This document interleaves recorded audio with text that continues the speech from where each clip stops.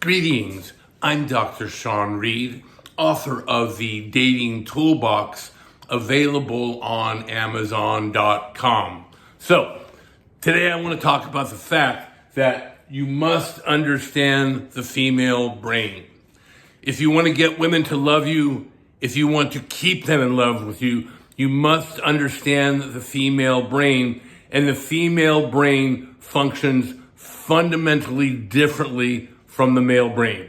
Okay, so if you take a male brain perspective and try and figure out women, you're going to fail, and your relationships are going to be doomed to an unending path of sorrow and failure. Okay, so today, if you watch this video, I'm going to tell you how to understand the female brain, and so that you can, if you want, be happily married for 18 years, or if you don't want marriage, how you can have women in your life that contribute, that are positive, that bring value into your life. Okay, so like I said, the female brain functions differently than the male brain. The female brain is process oriented, okay? It focuses on, well, it doesn't focus, it is spread out over processes. It links everything together. The male brain is what I call problem solution oriented. The male brain focuses on very specific tasks. It focuses on accomplishing those tasks successfully and then moving on to another task. So the female brain and the male brain are very different, and this is the product of evolution. It is the product of 200,000 years of evolution, and that is why male and female brains are different. And the problem is, the academic world refuses to recognize this fact. And this is why you cannot get good relationship advice from the academic world, okay? We have thousands of books written by thousands of PhDs in psychology, and I would say if we look at the state of modern relationships, they are an utter failure. Many of these academics are not happily married themselves. They can't manage a good relationship in their own life. They can't be happily married. And so why would we expect them to be able to advise us in terms of relationships? So let's unpack this a little bit more. Again, guys, my book is based on this fundamental understanding of the difference between male and female brains. That's what my first chapter is about. I write it in a way that's accessible to the layman. You don't need a PhD to read my book. But guys, if you want to be successful with women, read my book. Watch my videos. My book's $14 on Amazon.com. The electronic version is $4.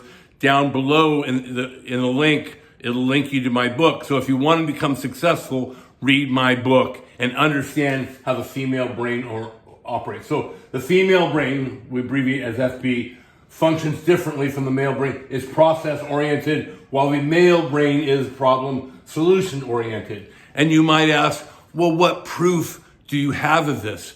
Modern brain imaging, CAT scans, MRIs, all prove, you can look at it on a computer monitor and you can see that brains are different. The female brain functions primarily from white matter, okay? The male brain, if you look at imaging, you'll see that it functions primarily via gray matter. And again, white matter is process oriented, gray matter is problem solution oriented. Again, you guys, this is a product of 200,000 years of evolution. Why are men so focused on a task?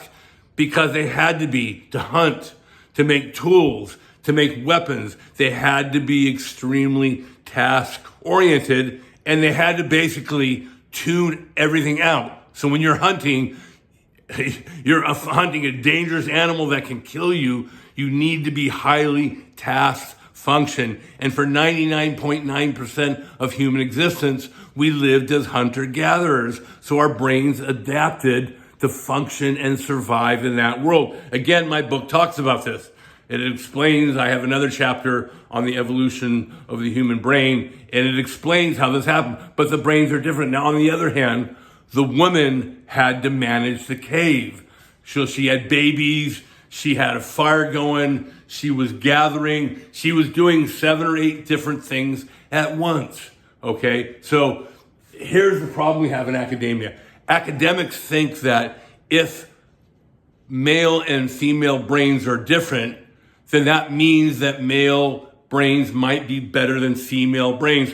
That's why there's so much resistance in the academic world to recognizing the fact that brains are different. Matter of fact, some academics call it neurosexism, right? But it's reality, guys. It's a fact that male and female brains are different. You can see that by looking at them. It's obvious. It's night and day. It's gray matter versus white matter. Okay, so the brains evolve that. Women are great at multitasking. And in fact, I argue in my book that women are going to be better at many jobs in the future because these jobs require the ability to multitask.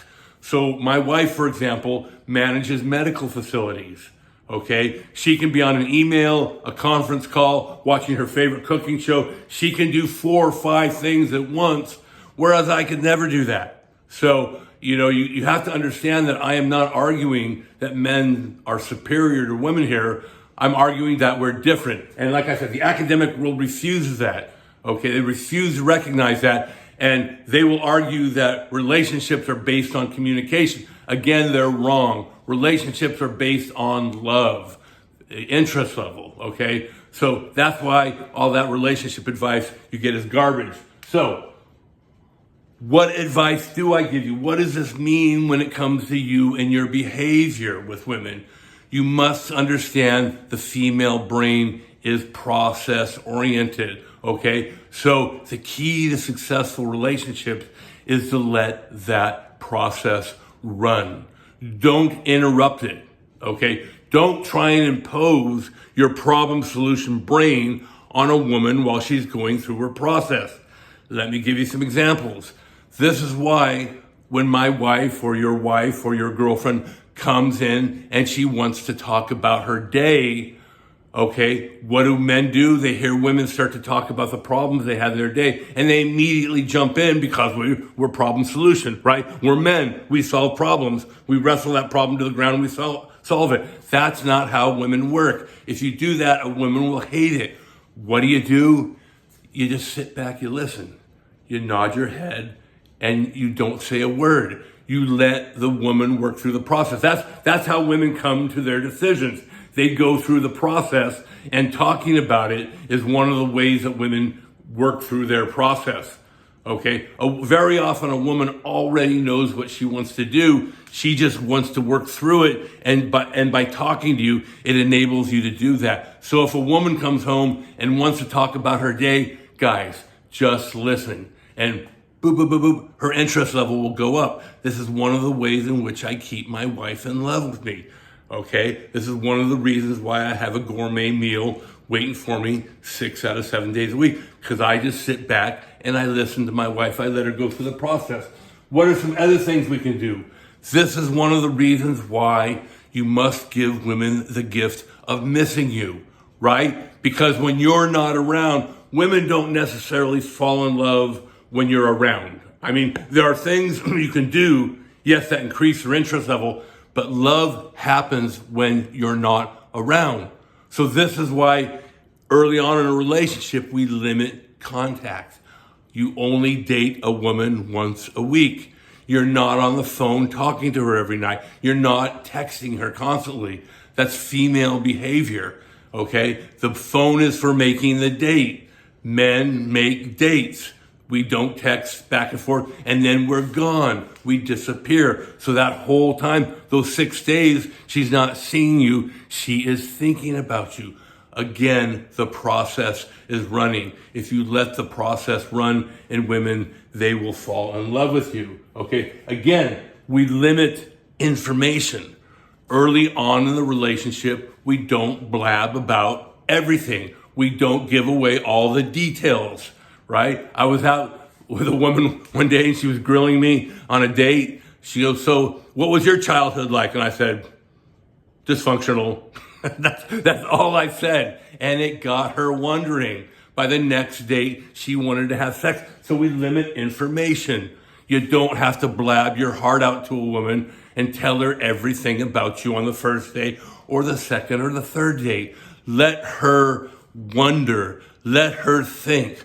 Let her go through the process. Okay. Another tip, guys.